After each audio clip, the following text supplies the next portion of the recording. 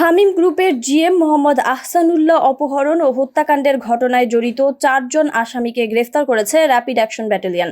সর্বশেষ আসামিকে 164 ধারায় জবানবন্দির জন্য পুলিশের কাছে হস্তান্তর করা হয়েছে। শনিবার সংবাদ সম্মেলনে এ তথ্য জানান র্যাব 1-এর অধিনায়ক মেজর আহনাফ রাসিফ বিন হালিম। গ্রেফতারকৃত আসামিরা হলেন হত্যাকাণ্ডের মূল পরিকল্পনাকারী ড্রাইভার মোহাম্মদ সাইফুল ইসলাম, সহযোগী নূরনবী মোহাম্মদ ইসরাফিল ওরফে ইসরান, মোহাম্মদ সুজন ইসলাম। এ সময় গ্রেফতারকৃতদের কাছ থেকে বিভিন্ন আলামত জব্দ করা হয়। র্যাব জানায়, প্রাথমিক তদন্তে জানা গেছে মূল পরিকল্পনাকারী ছিলেন ড্রাইভার সাইফুল। তিনিও তার সহযোগীরা ঈদের আগে অর্থ আত্মসাৎ করার লক্ষ্যে অপহরণের পরিকল্পনা করেন। আহসানুল্লাহকে অপহরণের পর নির্যাতন চালিয়ে হত্যা করা হয়। গত 23 তারিখ বিকেলে জিএম আহসানুল্লাহ অফিস ত্যাগ করার পর নিখোঁজ হন।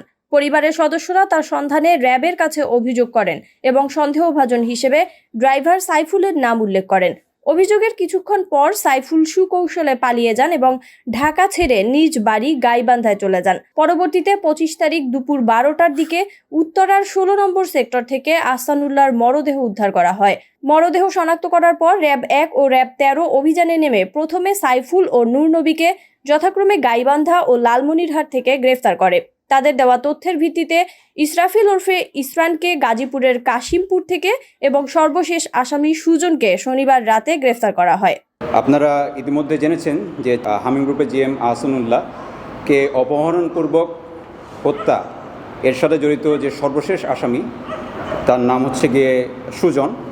আমরা তাকে কিছুক্ষণ আগে গ্রেপ্তার করি।